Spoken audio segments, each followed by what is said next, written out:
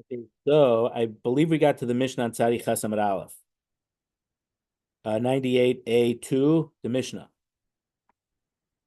Yeah, that's where we got it to. Almana Shaisuk Suvas Masayim, a widow whose ksuva was 200. Now, in this case, just remember, normally a default widow has a ksuva of 100. But what we're talking about here is that she wasn't an almana when she got married. Now, a woman who had a ksuva of 200 zuz, and now she's an almana. Her husband died, and she wants to collect the ksuva. If she sold a piece of property that was her father's, excuse me, her husband's, her late husband's, it was field worth $100, and she sold it for $200, the value of her ksuva, or she sold a field that was worth $200 for only $100. So in the first case, she got double the value. In the second case, she got half the value. Niskabla ksuvasa, she has received her ksuva. So we understand. So the first case, even though the field is only worth $100, because she got $200 for it, that was the value of her ksuva. She takes that $200, the 200 zuz, whatever, and her ksuva is paid off. In the second case, because the land itself is worth 200 zuz, and the value of her ksuva was 200 zuz, she should have made a better deal. And from the fact that she sold it for half the amount she should have, that piece of land should have paid off her ksuva. So even though she only got a hundred zuz for it, but because the land was worth 200, it was it's considered as if she got the full 200 for ksuba. Now we know that in nowadays the only three things that affect your real estate price are location, location, and location. In the time of the Gemara and the Mishnah, land for the most part there were three categories of land, but it doesn't seem that the market was not as volatile. There was the price for land was much more easily appraisable, and there wasn't people weren't paying premiums for something that's closer to the city or farther to the city. In some halachic cases called bar metzra, if a field becomes available next to someone's field, that neighbor has a first right. He has a special zechus that because if this land is available, he could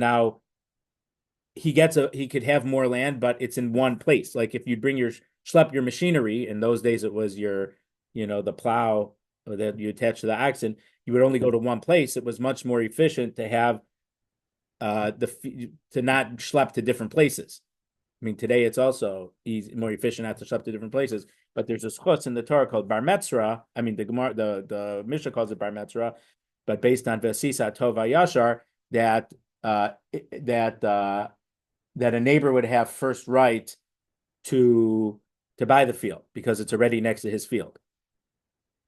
But he wouldn't get a discount. But would it apply? I don't remember.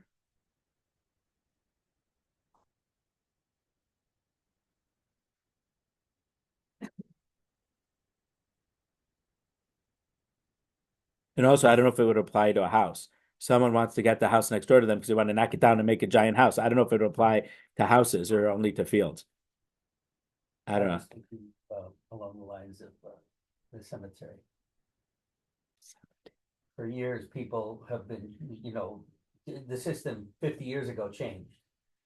50 years ago or more, uh, cemeteries used to publicize when somebody was selling plots. Oh, selling And then they plots. stopped a long time ago. And a lot of people are quite upset about that. But you have to advertise independently now. Yeah.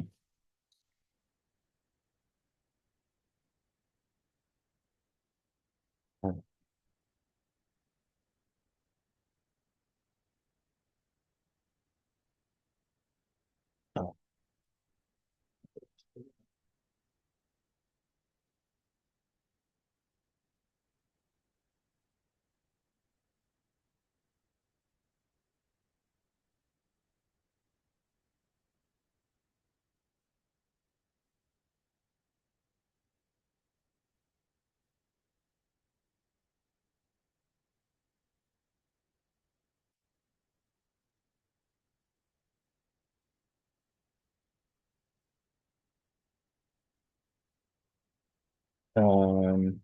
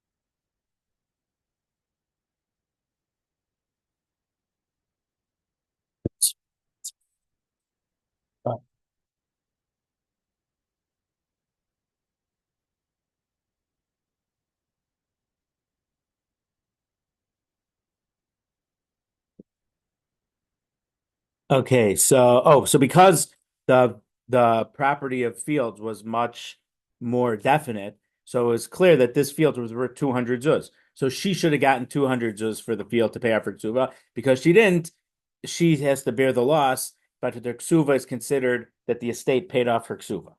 Next case of the Mishnah. If the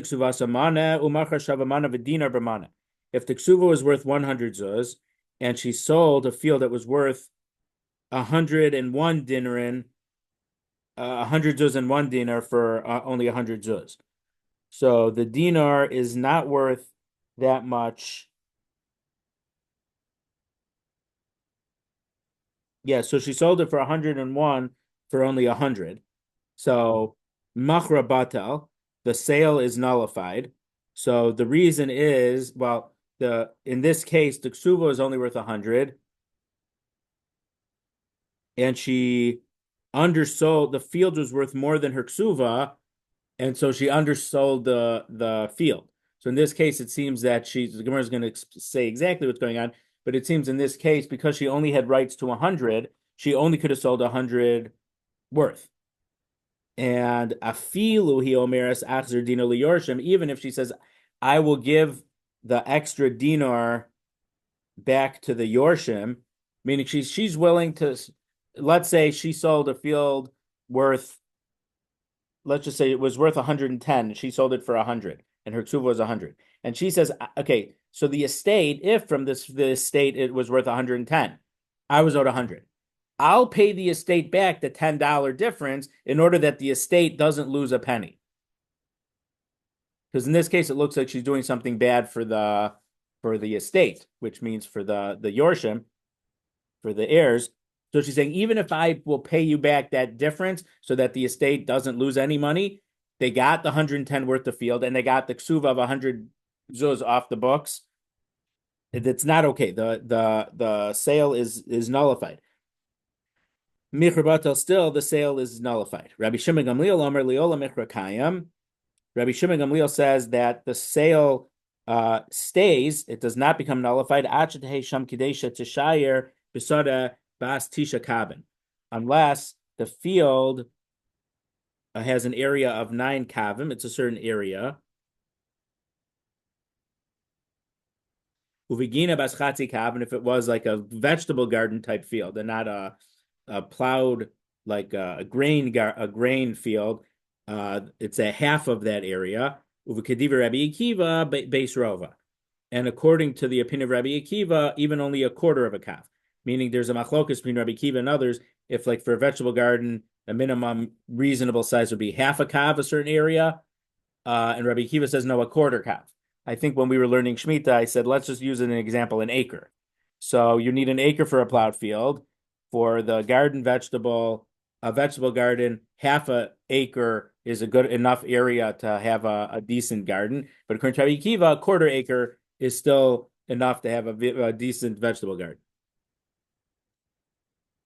The third case in the Mishnah, if her ksuva was 400 zuz, umachru lezebemana ula'achron yafemana v'dinar b'mana. So her husband had different fields, and most of the fields were worth $100. So she sold $100 field for $100, a second $100 field for $100, a third $100 field for $100, and then the fourth field she was owed 100 more zuz, but she sold a field that was worth more than $100 for only $100. Shel achron batel, the last sale is nullified. V'shel kula michron kayan. But for the previous ones that were for the proper price, those fields stay. So in that last case, her ksuva has not yet been paid off. 300, she sold 3 fields for 300 zuz, and 300 zuz of her ksuva is paid back.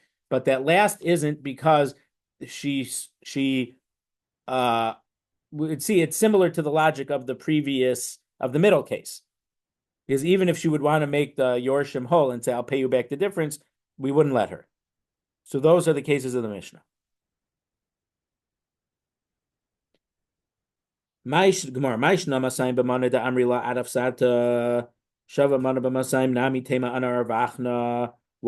that if she sold a $200 field for $100, we told her that you suffered the loss? Why don't we say that if she sold a field of 100 zuz for 200, meaning the first half of the first case of the Mishnah, if she sold a $100 field for $200, the ksuva is all paid up because she did receive $200. Why don't we say that she's a great business person, and why don't we say, let her say anar vachna, I made an investment here and I did good, so I should pay more. Just because I received $100, that's not because you guys paid me the estate paid me the $200. The estate only paid me $100. I made an astute business decision and made money. Let the profit stay mine, and I should be able to sell one more $100 field to get the remaining of my ksuva. What's the difference between the first half of the first case and the second half of the first case? So Rav Nachman Rabba Baravua. Rav Nachman said, in the name of Rabba Baravua, as you turn to Tadi Chesamid Beis, Kan Shana Rabbi. This is what Rabbi is teaching us in this Mishnah, meaning Rabbi Yehuda Hanasi, who composed the Mishnah, is Hakol Leval Hamos. Even if someone made a good business deal, but if he was, so it's important to say, and I can't give all the different details, because if I borrowed money, let's say I borrowed money from Larry, and let's say I invested it, and I borrowed $100, I made $1,000. When the loan comes due, all I have to pay for Larry is $100, because milvalot's on it. No, a loan is made to be spent. Whatever I do with it, I do with it. Any profit or loss that I make has nothing to do with Larry, because I'm the one who borrowed it. If I would lose all $100, I would have to somehow make it up to Larry. But okay. But then what about other cases? What if people are shutfin? If people are partners? So we learned about a month ago, I think on Daf Tzadi Gimel, about if people put in non-equal amounts towards buying the animal, and then the price changes. So do they each get their principal back? But if there was an increase, we say that the increase is split 50-50, even though one person gave 2/3 of the money and one gave 1/3 of the money. So so we had a Gemara about that, I think at Daf Tzadi Gimel, I think. Is it a partnership? Or what if I'm working for you? What if Marty hires me to invest some money for his retirement account, and I made a really good investment, and I turned $50,000 into $75,000 in an amount of time where the standard market maybe would have given back $55,000. So instead of you getting a profit of $5,000, I got you a profit of $25,000. Now, you have to know these halachas, and I don't know well enough. If I'm an employee, then my employer is the boss, and it's his money, and I wouldn't get to keep any of the extra thing. If I'm getting paid on a commission, I guess I would get paid on a commission. Now, if the commission is mutter or not, made it look like ribis is a separate shaila also. Um, or is it I'm not an employee and I'm not a partner, but is it more of what's the word? Well, if I'm an independent contractor, we'd have to kind of make a deal beforehand, if I increase like so in the absence of a black and white agreement saying what my compensation will be. Like, is there a fee you're paying me $500 to do something with the money? Uh, but let's say if there's an agreement, we'll say that you're paying me $500. If I if I if I get a better than if my performance of the investments that I choose is better than the S&P whole market, I'm going to get a certain percentage of that difference. So that would incentivize me to make good investments. And if I make good investments, I'm going to benefit partially from them. Marty's going to benefit more because I'm investing his money, but I might get a percentage. So obviously, if you make an agreement, the agreement would stand. But in absence of agreement, what would the default thing be? So Rebbe's saying in this case, labal hamos. So in this case, you send someone to work on your behalf. It's not necessarily your employee, but it's someone who's acting as your agent, as your shliach. So Rashi says the case is you send someone to go on your behalf to buy something for you, and if he was able to get a deal, I said, buy me Gregors because Purim is coming. So I say, buy me Gregors. I say I need 50 Gregors, and here's $100 to buy 50 Gregors. And he was able to get me 100 Gregors for $100. He got such a good deal. So Hakol Balamos, the person whose money it is gets to keep all of it, even though this guy was able to make a good deal and get twice. He got it for half the market price, right? I always thought that the price was $2 a Gregor. He was able to get it for $1 a Gregor. We don't get to say that either he gets to keep half the Gregors or he could have bought the 50 Graggers for $50, like I told him, and pocket the other $50, right? If he gave me $100, say buy the 50 Graggers, it should cost $100. If he was able to get a good deal, maybe he should pocket the $50 or he should be able to keep half the Graggers, right? So no, that's not the halacha. The Rabbi Yehuda Nasi is telling us that the Baal Hamos, the person whose money it is, gets to keep everything, even if his agent, his shliach, made a good deal. So I think it's the cases that I mentioned a few minutes ago. It's important to mention that employee might be one thing. The shliach that we're talking about here may not include an employee. Maybe it does, maybe it does. We'd have to learn halachos of shlichus and halachos of employment and of laborers very well to know these differences. But I think it's important to realize that halachically there probably would be differences between these different cases. So we're talking about the heirs. So the Mishnah is talking about the heirs. To assume that the heirs in this particular case are not the woman's kids. I don't think it matters because from a halachic Oh. perspective, it doesn't matter if they're her kids or not.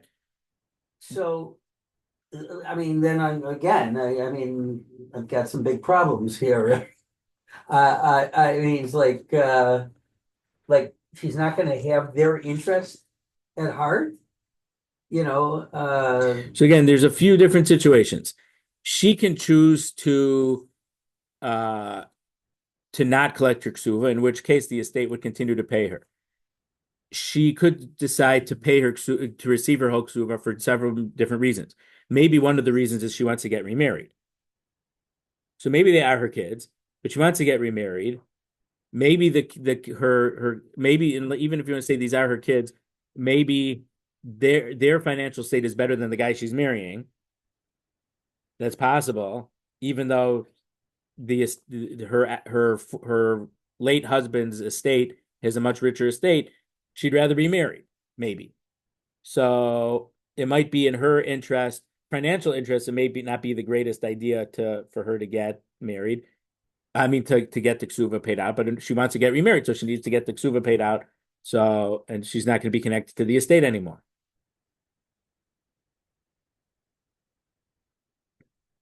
as Reb Chaim, was it the Reb Chaim or the Beis Halevi said, don't dress the Shvatim in our clothes or the Avos in our clothes. When they wanted to make Esav into a big tzaddik for all of his kibbut avayim that he did, and he wanted to make Yaakov into not so nice for tricking Esav. So I don't remember his Beis Halevi. They said, don't dress the Avos in our clothes. Don't look at them through our eyes. And it was before it has nothing, and it has to do with it. We are, I hate to use this word because there's a lot of political connotations with it, but implicit biases that we have, the way that we are looking at the world and things may have nothing to do with the way that we're looking through it might be based on institutions or societal norms that are maybe since the industrial age or since the Renaissance. So even though some of these ideas may not seem the nicest to us, but they were normal back then. The lahavdil, and this is not related to this, but my ancient history teacher, professor at Loyola, who was a priest,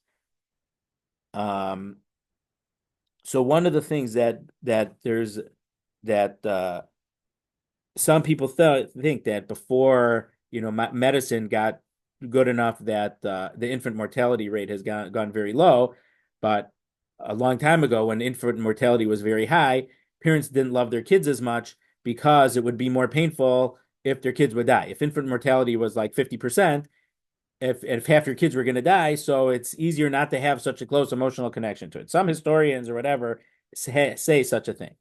And he had us read a book where they clearly, according to a day, I don't remember the book and this or that, but I remember from the class that wasn't true and that they loved their kids a lot and they just had to deal with their having a high infant mortality rate. So, it's just the idea of some of the things that we think or things that seem strange to us, maybe are only strange to us because society has changed in different ways in the last 1,500 or 2,000 or 2,500 years or 3,500 years, if we're going back to Yaakov and Esav, that some of these things look a little more strange.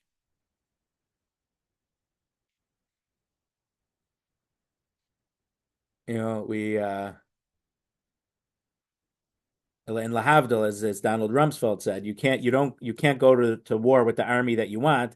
You have to go with the army you have. And Lahavdil from that, your sports team is not going to be as dominant as the 1927 Yankees, but that doesn't mean they're not going to go out on the field and try to play. Even if your team on paper isn't so good, you want them to try to play and do well, right? So we can't always have what we want. We have to deal with the facts on the ground. And the facts is that this is for various reasons. That's the way that that the society that Kesuvos would get paid out. So in this case, if this was a case where she sold a $100 field for $200, she did a great deal for her. If they're her own kids, she did a great deal for them. She's saving them more money.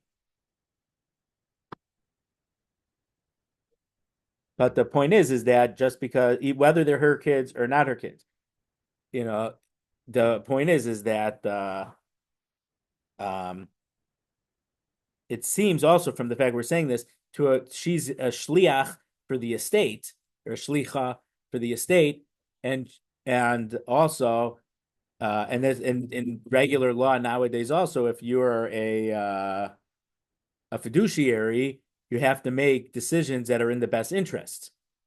And lahavdil, I shouldn't speak about the dead, but of all the things that happened for when Virginia McCaskey died last month, I found the guy who put the whole thread of how she when her brother died and she was in charge of the estate for her niece and nephew.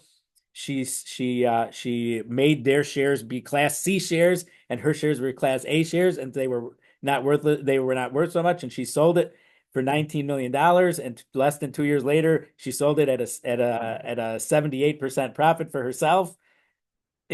So and she was found that she did not act in the fiduciary best interest of her niece and nephew, but she didn't really have to pay them damages. So I'm not bringing it to I didn't know this full story until after she died, and I'm not saying it to talk ill about the dead, but we know that there are cases where people, as a trustee or as a this, they don't necessarily take do the what's in best interest. In this, so the halacha is saying is that if she is selling a field that will be a loss, the middle case of the Mishnah, if she's selling a field at a loss to the estate, even if she's personally willing to make it right, and that the estate isn't losing any money, she's saying, I'm going to pay the difference so the estate doesn't lose. The halacha says her sale doesn't work because part of I think, and the Gemara here doesn't say it explicitly, but part of the idea, but we'll see some ideas related to this. A shliach has to do his shlichus. If you deviate in certain ways, you're no longer acting within the authority of the shlichus that was been bestowed upon you. Lahavdil, going back to the colonies, they had charters. Certain people had charters to make the North, what do they call it? The East India Trading Company, right? Or the West India Trading Company. They had a charter. The government, the king, whatever, gave them a permission to set up a certain thing. If they would have deviated in a certain way, that would have not been within the guidelines of the charter. And nowadays, and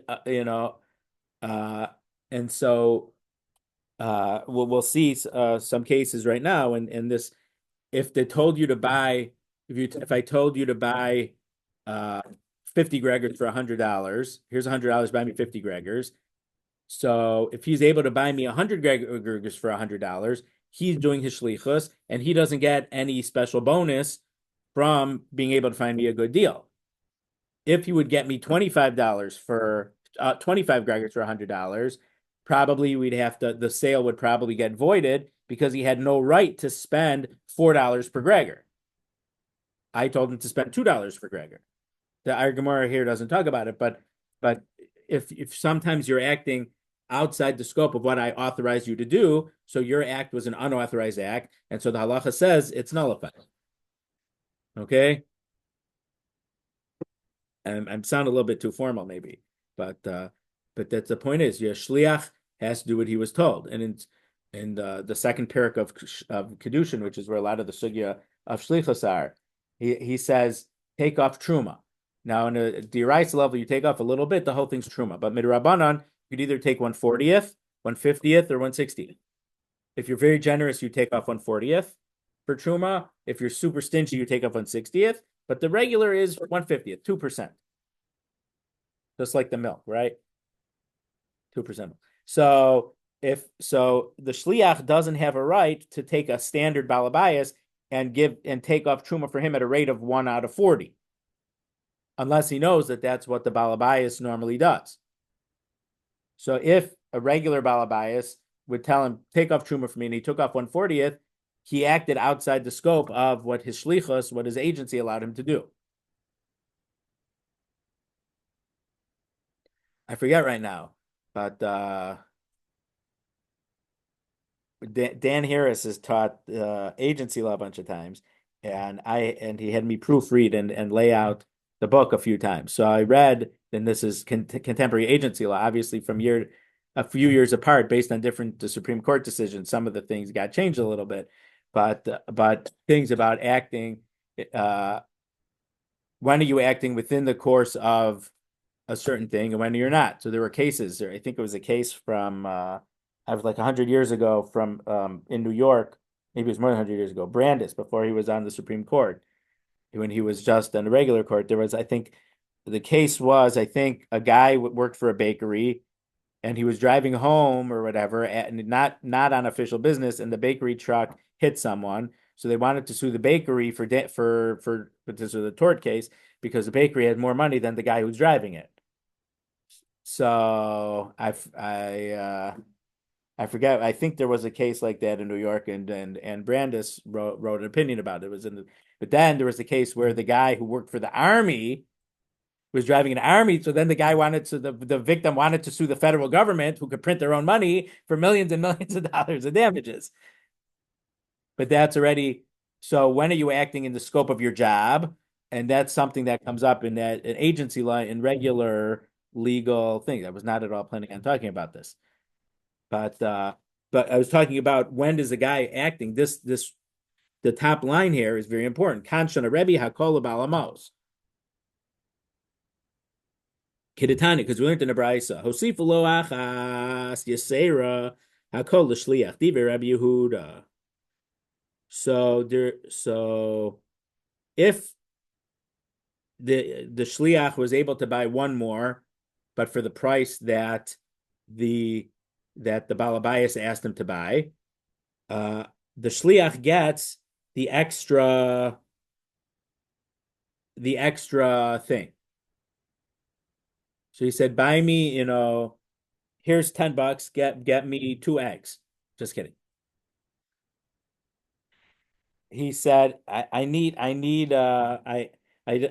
I need flour, so buy me 30 ears of grain, whatever they sold, because I'm sure you probably didn't have pre-ground flour in those days. You would grind it yourself or bring it to the mill yourself.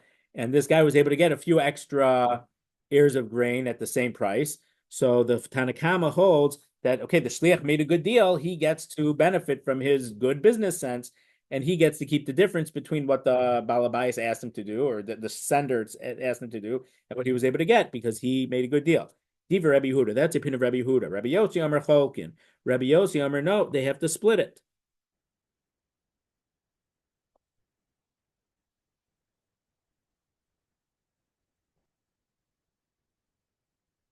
Tanya.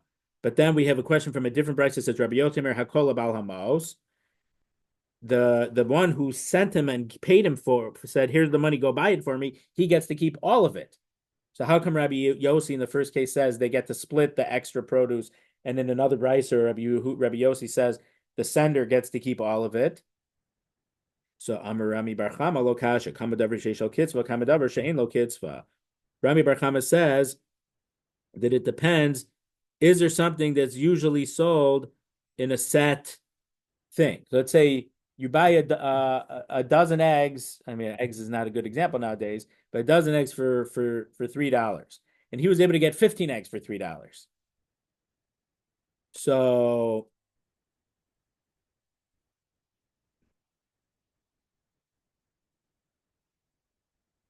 okay, so let me put this. Rashi says normally beans get sold by a certain weight. I shouldn't say that because when we learned Shemitah, Shvius, we saw sometimes Mita meant the size. No, it's Rashi definitely says it's a weight or a volume. You fill up this, you get this bucket, whatever size this bucket is of beans, is a pruta. It might be a small bucket, but you fill it up, whatever fills up in there, it's a pruta for those beans. So if you got extra beans than what filled up for the regular price, so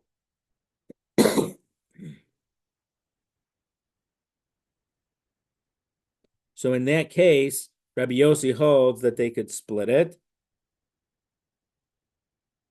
But in a case where it's not set, so Rashi says like a talus or a coat or a shirt or vegetables that are not sold in the way like the beans.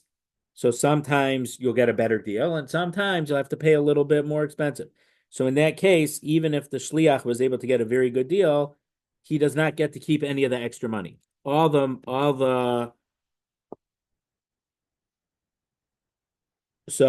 even if he says, "Here's $50, buy me a shirt," and he was able to buy a nice shirt for only $30, he doesn't get to keep the $20.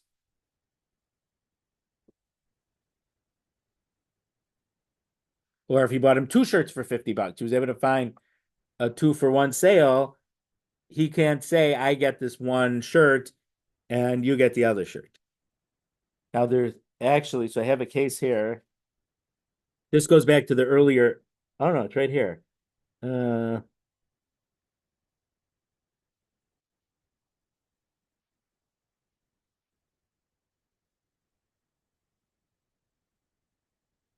Here, so listen to this. So let's say that if you buy a pizza, it comes with a free can of Coke.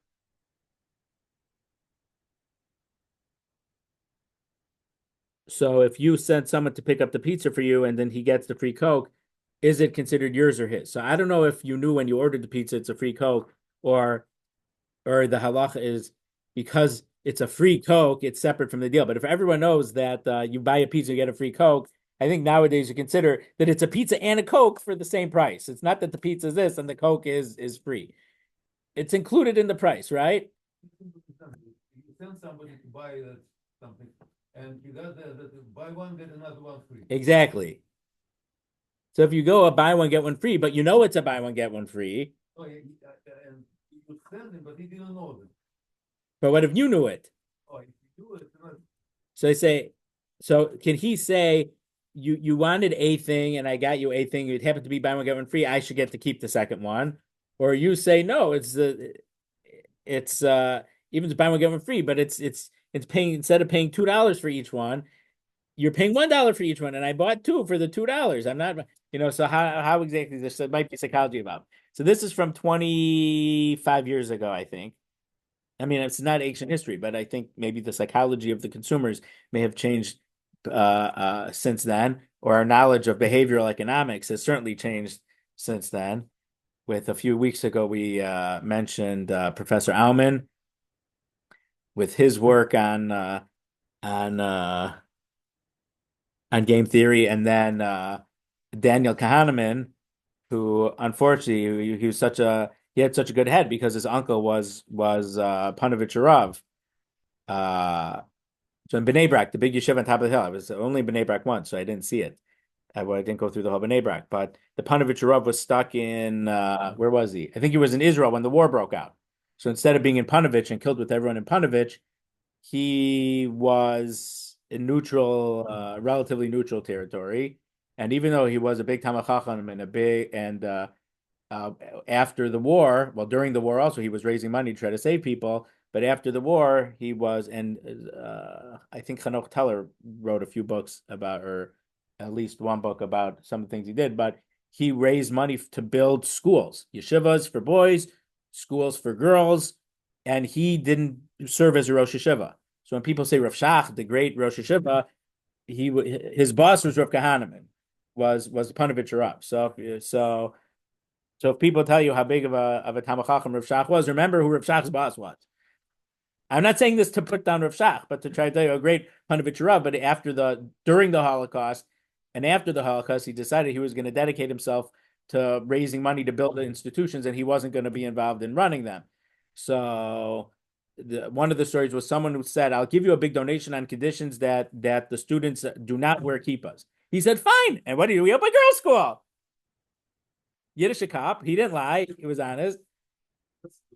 He opened a Do they wear kippahs over there? No. So he was able to build a school and keep the wish of the donor, though maybe not exactly the way the donor thought. But Daniel Kahneman, unfortunately, he did not go into Torah, but clearly for winning a Nobel Prize for his ideas in psychology, he is a good head, and it's a shame that the Olam Torah wasn't able to benefit from that. But so a lot of behavioral economics. I mean, his stuff was before this, but it wasn't famous until he won the Nobel Prize. So this is so.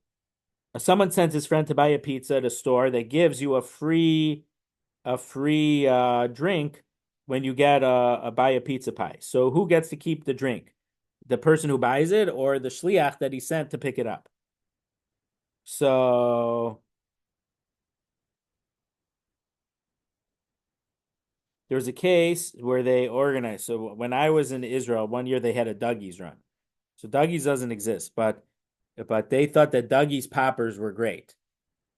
It was some type of chicken nugget type thing. And so they arranged a Dougie's run that they would get guys from all bunch of yeshivas for a roll of Dougie's. A guy would fly into New York, go to Dougie's, pick up the things, and fly right back to Israel, and then bring the Dougie's. That was a Dougie's run. So not quite as extreme, but if seven guys organized to buy a pizza, and I'm just reading what this says here, and they sent someone to pick it up or to buy the whole pizza. So then he decided to buy, okay, maybe not a slice, whatever it was. That's what they're saying here. But seven people wanted a thing, and he said, "Oh, I'll also order one for myself." And because of that, they get a full unit. That's what the case here. And then because they got the full unit, they got the free drink. So in that case, the free drink goes only to the shliach because without him, they wouldn't have gotten the free drink.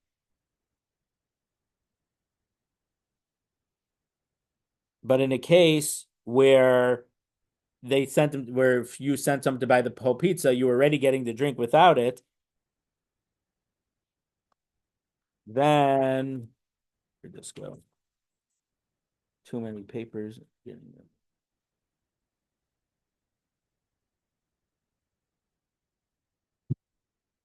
Ever. So from this Gemara, it depends. Well, I don't think there's the only sugi about it, but that's the type of question. So in the first case, they wouldn't have gotten the free drink because they didn't have enough of orders altogether to get it. Or a different case would be if you spend $100, you could get a 5% off or 10% off. So for the amount that they ordered, there wasn't $100. So, but he's picking it up, so he had seichel, and he says, okay, I'll buy something else to make it $100, but it's going to be like free to me because I'm going to get the discount back. So is it really his to benefit from the discount or it's theirs? It depends on this Gemara. And I lost the next page, so I have too many pictures there.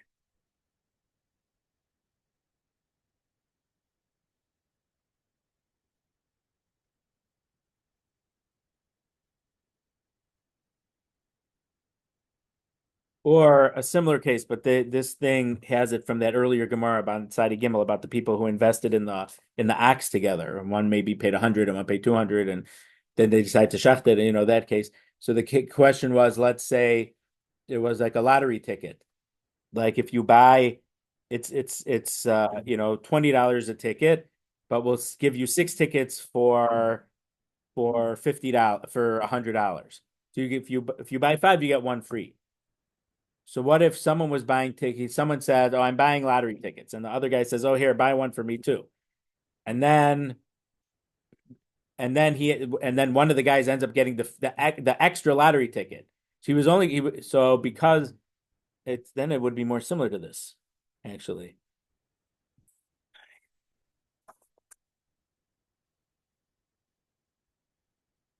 Where's that?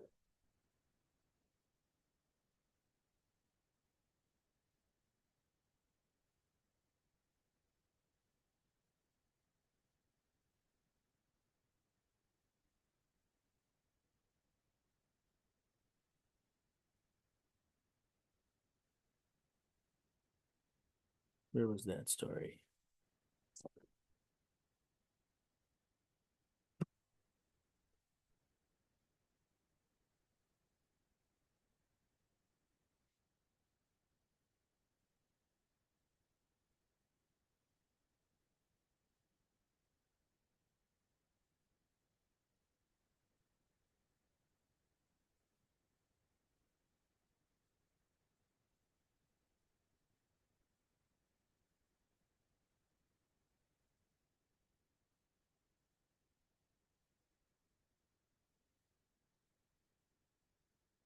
There.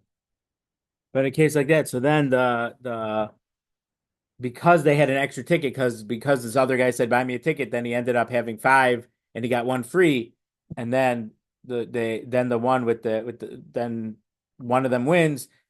Or is it really, do they have to split it because the other one, they wouldn't have had that extra ticket if the other guy wouldn't have said, here, buy me a ticket also. So it's related to this Gemara and to that Gemara, or at least that's what some people say. Okay. And I'm sorry that my pictures got all mixed up and I can't find all these cases. And to give you the whole case, apologize. So we say that Rabbi Yossi says if it's a davar sheyesh ba kitzva, if something has a fixed price and somehow you got extra, then they split the difference. But something where it's a regular case, something could cost more, or something could come less, even if the agent was able to get a super good price, he doesn't get to keep any of it because he's working as an agent. So the person whose money he is buying something with gets to keep the whole thing. So in this case, the widow was able to find a very good price, was able to make a really good deal and sell $100 piece of land for $200. So even though she made a great deal for the estate, because it was the estate's land, the estate keeps all $200. And because she's making $200 for this one sale, she got $200. So as if her entire ksuva got paid off. And she doesn't get to get any extra money despite the fact that she made a good deal. Amar Papa says, Hilchasa bedavar sheish lo kitzu chokin, davar shein lo kitzu, I call balamos. If it's a case where there is a fixed price that somehow he got extra, they would split the difference. The shliach would get to keep part of it. Davar shein lo kitzu, I call balamos. But if something that doesn't have a fixed price, even if someone got a lot of extra for the same price or got one thing for a big discount, the person whose money it was gets to keep all the items or all the items and the remaining money. By Kamashmalan, what's Rabbi teaching us? To say that the answer that we just gave is the correct answer. They had a question. Amar le zabin li lischa v'azav zabin le kora. If someone said, and now, so again, this is an older case already because this is in the book Freakonomics. So this is more than 20 years already. They said that if you were waiting for a certain amount of, so Larry's case a few weeks ago, that his house, the wife, it's similar but not so. Let's say that the husband, well, it's independent of Larry's case. Someone wants to get $300,000 for their house, and they get a bid for 290,000. The realtor is going to say 290 is close to 300. Take the 290. And they did a study, and they said when the realtors themselves were owning the house, they were on the market for an average, I don't remember if it was 17 days longer than when they didn't own the house. And so the Freakonomics explanation that they gave was when they were a realtor, they're only getting what, 2% or 3%. So 2% or 3% of the 10,000 difference didn't matter for them. They'd rather, if you get $290,000 now, sell the house now. Their commission, they're not willing to wait another few weeks to get just a little bit more commission. But when they own the house themselves, they were going to keep the $10,000. So then they were willing to keep the house on the market a longer amount of time because it wasn't just a small amount of money, it was $10,000 of a difference for them. So Freakonomics does say when you have a bigger stake in it, you're going to act differently than when you have a smaller stake in it. So in this case, also combining that with which that actually was the not the Nobel winning, but it was based on the influence of the behavioral economists. Sometimes you have to wonder who you're getting your advice from. So someone's willing to give you advice because they're going to be making some money based on the advice they give you. Maybe that's not the best advice for you. So Amrle Zabingli Lischa, sell for me. So someone told someone, I guess, I don't know if the person was a realtor or just in those days, you didn't have to be a realtor. You just had a shliach. Said, sell me a certain area of a field. The Avazov Zabin Le Korah. And then he sold a bigger area. Like he said, sell me half an acre, and he sold a full acre. What's the law? Mosif al Dvarav, who is the realtor who sold extra land? Is he just adding to the original instructions, but he's not changing them in a big way? So therefore, the sale takes effect because we say he is acting within the scope of his shlichus, v'lischa miyahakani, and because the deal did include a lasach, which is, let's say, half an acre. The sale stands or dilma mavral dvarfu, or do we say in such a case the realtor is violating the terms of the shlichus that the mishaleach sent him? Nami lokani, and because in those cases he wasn't acting as the agent anymore, the whole sale is nullified. Even though he made it, he signed the deal, but it ends up that the person who authorized him to make the sale, he wasn't authorized to make such a sale. What's the halacha? So Amar Rav Yaakov min Harpakod Mishmei de Ravina. Rav Yaakov from the Harpakod said in the name of Ravina, Tashma. Let's learn from this Mishnah, from a certain Mishnah, not our Mishnah, a different Mishnah. Amar Ba'Vaisel Shlucho Ten Lahem Chaticha Loorchem. If a homeowner said to someone, please give these guests a piece of meat, V'hu Amar Tlushtayim, and then the shliach said, each of you could take 2 pieces of meat. The Himnat Lushalosh, and then they took 3 pieces each. Kulan Ma'alu. So this is a case where the meat was Me'ila. It was owned by a certain amount, to a certain degree of the Hektish, of the Beis HaMikdash. So if you I don't remember the details anymore. In the case of Me'ila, you there's a difference if you do it intentionally or unintentionally, but it's a big avera, and you have to pay a penalty based on what you did.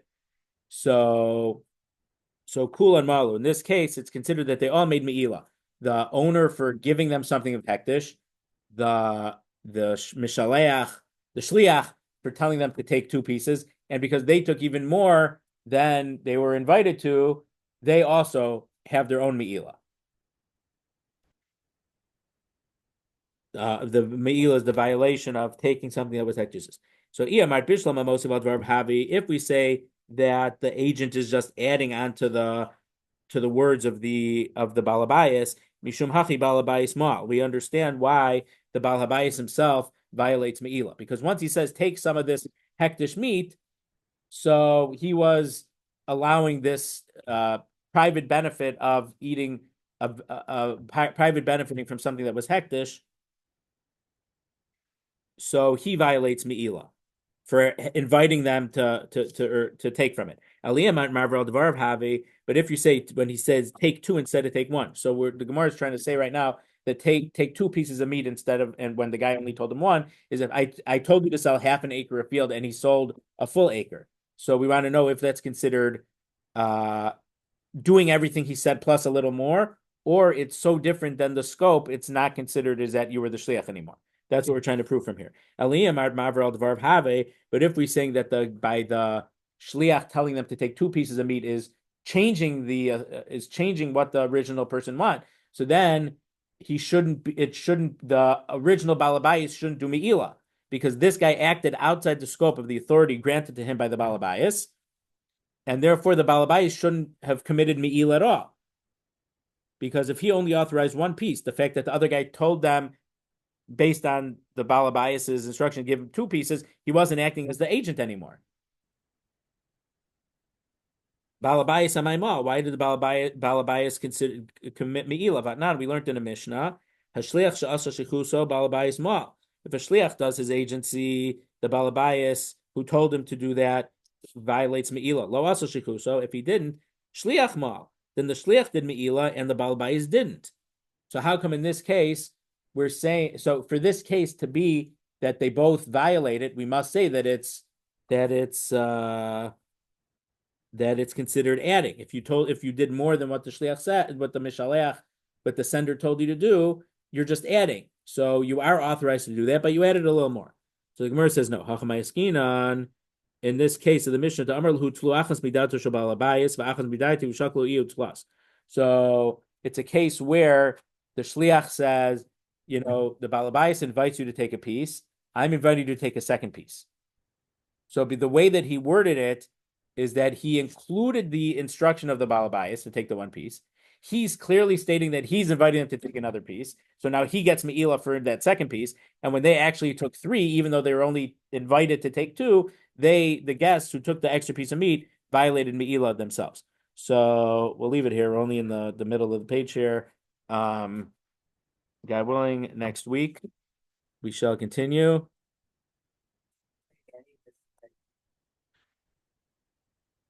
I don't remember the details of Me'ila. If you don't know, or if you do know, but it seems from here that if they would have only taken what they were told to do, they wouldn't have done anything wrong.